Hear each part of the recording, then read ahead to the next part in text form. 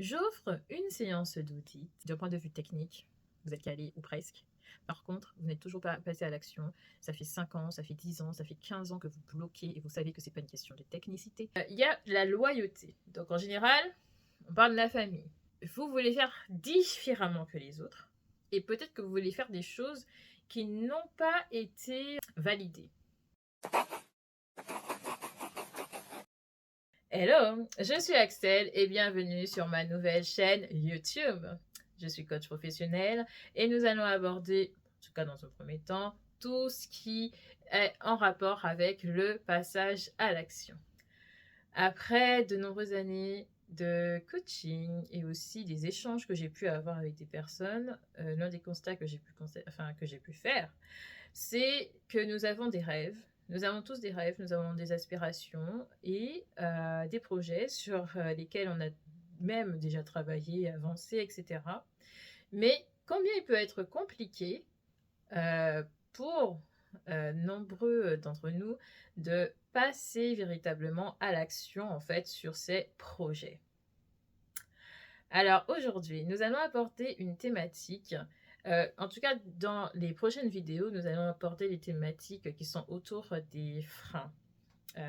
Des freins, en fait, du passage à l'action. Et aujourd'hui, nous allons aborder la peur.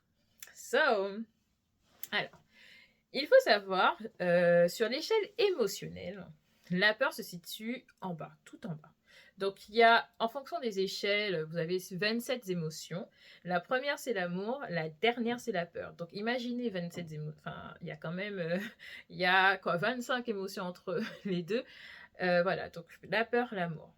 Donc, en fait, la peur va venir vraiment comme un inhibiteur, va venir vraiment comme agir sur un frein et va empêcher ce passage à l'action.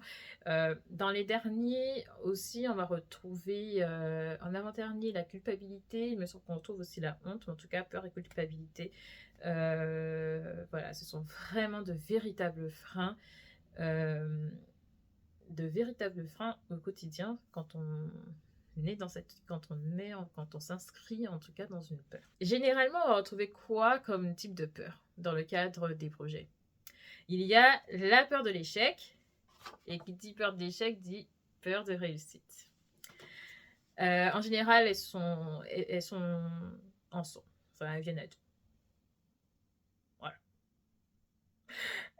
Il y a la peur du regard des autres, donc celle d'être jugé. Il y a la peur de ne pas être à la hauteur. Et il y a aussi la peur de ne pas être à sa place, le syndrome de l'imposteur notamment. Il y a aussi d'autres peurs, alors j'en ai listé deux qu'on ne va pas forcément entendre parler par rapport à la peur de l'imposteur. Ça, je trouve qu'on en parle souvent. Par contre, il y a la peur de l'autre. Non, la peur de perdre l'autre ou la peur d'abandonner l'autre ou les autres. Peut-être dans le cadre d'une famille, par exemple.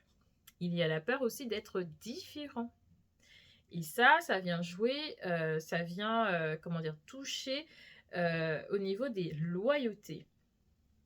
Donc, au niveau de la peur de perdre l'autre, par exemple, vous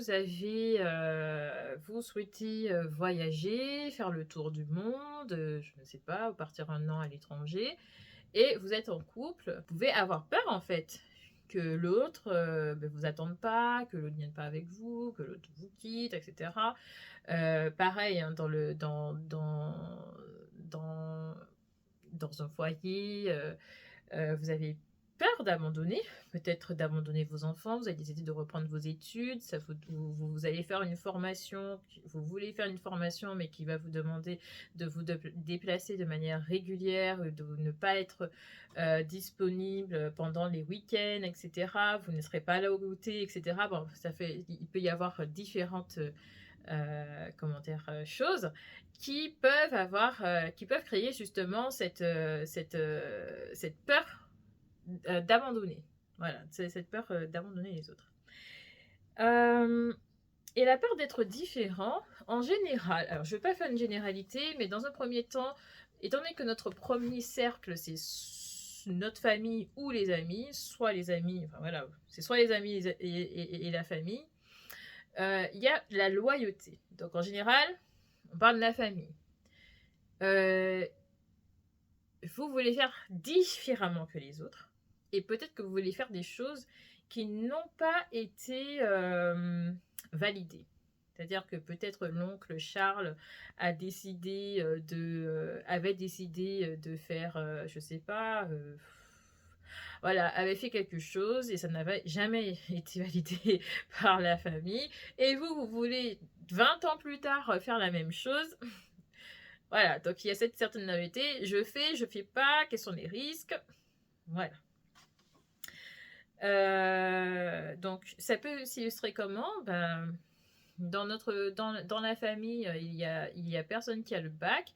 Oh là là, j'ai déjà mon BTS, allez, ou j'ai déjà ma licence. Enfin, est-ce que c'est pas trop risqué en fait d'aller faire un master parce que je sortirais, là je serais vraiment hors du cadre, quoi, hors du cadre familial, je serais trop différent. Le truc c'est que même ces pensées-là, dans la plupart du temps, elles sont inconscientes. La plupart du temps, elles sont inconscientes. Mais il y a la loyauté, elle est bien là, elle est bien inscrite. Mais comment dire, le raisonnement qu'il y aura autour, comment dire, les personnes, enfin, dans le cadre de la loyauté, soit on est conscient que comment dire, qu'on sera vraiment trop différents si, machin, etc. Mais il y a des trucs comme ça, comme par exemple les études, le master, etc. Ça peut être vraiment dans l'ordre de l'inconscient. C'est-à-dire que, ouais, on se réveille pas en se disant, ouais, non, mais si j'ai un master, là, je serais vraiment plus comme ma famille. Mais on peut aussi avoir cette conscience de cela. La peur est le résultat d'un discours interne. Donc d'un discours interne et qui provient de croyances, et ces croyances vont provenir de la conclusion qu'on fait d'expériences qu'on a vécues ou d'expériences qu'on a validées. Parce qu'on peut ne pas vivre des expériences, mais on peut la valider. Si je vous dis, oh là là, gagner aux millions, c'est cool, mais oh là là, mais il y a vraiment un risque potentiel d'être en danger, enfin de sécurité, insécurité, etc. Franchement, je suis certaine que on n'a pas tous gagné aux millions, mais que potentiellement on pense ça. Vous voyez? Donc là, c'est une expérience validée. Donc voilà, c'est vraiment la conclusion qu'on va se faire d'une expérience. Et dans cette conclusion, ben cette conclusion va devenir une croyance. Et puis cette croyance peut devenir une peur en fonction de comment elle se situe. Et cette peur, ben, forcément, avec le biais de négativité, on aura, sans faire trop d'efforts, au quotidien, ou en tout cas dans nos vies, on aura des expériences ou des exemples qui viendront nous conforter sur ô combien on a raison d'avoir cette peur. Voilà. Comment on peut travailler sur nos peurs de manière autonome et à notre rythme, d'ailleurs. Moi, je propose 2 choses. Déjà, venir conscientiser le discours interne qu'on a. Parce que on a au moins 90 000 pensées par jour, 75 d'entre elles sont inconscientes. Donc, l'idée est de venir conscientiser ce qu'on pense sans le savoir d'ailleurs. Donc, je vous propose de lister vos peurs. Et pour chacune de ces peurs, ou en tout cas les 3, les 5 premières qui sont vraiment très bloquantes en fait, pour votre projet, d'écrire ce que vous en pensez. C'est vrai, il faut le faire à l'écrit. À l'écrit, ça permet de conscientiser. Donc, vraiment d'écrire tout ce que vous en pensez, tout ce que vous vous dites, tout ce qui se dit d'ailleurs vis-à-vis de cela. Et puis, enfin, en parallèle avec votre projet, en faisant le lien et tout. Et après tout ça, vous allez vous poser une question. est-ce que c'est totalement vrai? Ça vous permettra de venir apporter de la nuance et comment dire, de déconcentrer cette peur, de le délayer un peu, vous voyez? Et en fait, l'idée sera vraiment de d'écrire, de trouver, quelle nuance vous pouvez faire en fait, par rapport, justement à votre discours interne, à tout ce que vous pensez de cette peur. Donc parfois ça va amener à contextualiser, et peut-être, de voir, parfois pour quel type de personne que comment dire? Qui serait en lien avec, telle conséquence. Pourquoi je parle de type de personne? C'est parce que quand on liste les peurs de l'échec, de la réussite, la peur, du regard des autres, la peur de ne pas être à la hauteur, la peur de ne pas être à sa place, la peur de perdre l'autre, d'abandonner l'autre, la peur d'être différent. On est d'accord que si on était seul sur Terre, sans famille, sans amis, sans personne pour nous regarder, ben en fait, ces peurs-là n'auraient pas existé. Donc ce sont des peurs qui sont toujours ou presque toujours en lien avec l'extérieur. Il est vrai que quand on est seul sur une île ou seul sur Terre, on change. Je pense qu'on n'aurait pas la même perception de la vie qu'on l'a actuellement, par exemple. Okay. Le deuxième exercice, c'est de s'exposer à sa peur de manière sécurisée. Je trouve que les réseaux sociaux sont un bon moyen pour ça. Une personne qui souhaite voyager, partir à l'étranger, qui souhaite faire un tour du monde en famille, mais qui n'y voit, enfin, au-delà de cette envie, de ce souhait, de cette aspiration qui brûle au fond de soi, il y a quand même beaucoup de peur.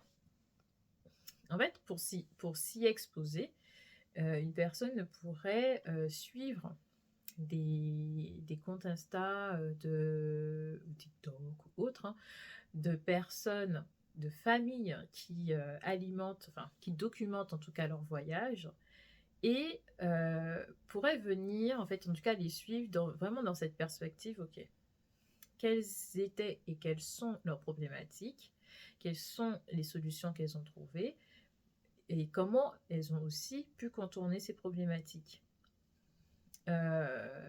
Avoir des retours d'expérience aussi, ça peut aussi être contacter ces personnes qui ont vécu la même chose, enfin qui ont réalisé ces voyages aussi. Et puis il existe aussi des blogs. Et c'est pareil, une personne qui veut créer une chaîne Insta, pour le coup, mais qui a peur des commentaires, comment dire, qui seraient négatifs, etc.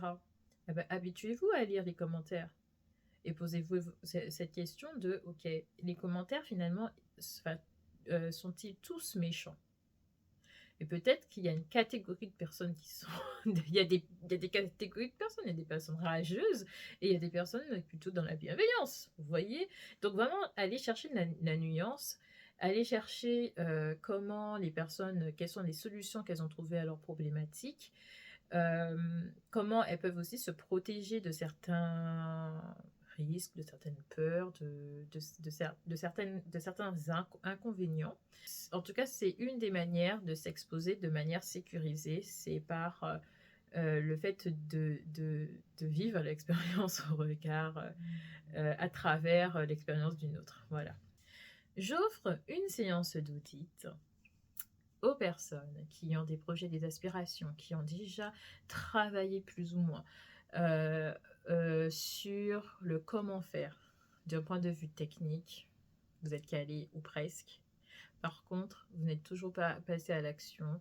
Ça fait 5 ans, ça fait 10 ans, ça fait 15 ans que vous bloquez et vous savez que ce n'est pas une question de technicité, mais c'est une question de peur, une question plutôt dans l'ordre émotionnel, etc.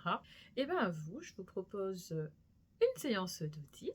Ce sera environ 1h30 et on fera le tour. On verra les points de blocage, etc.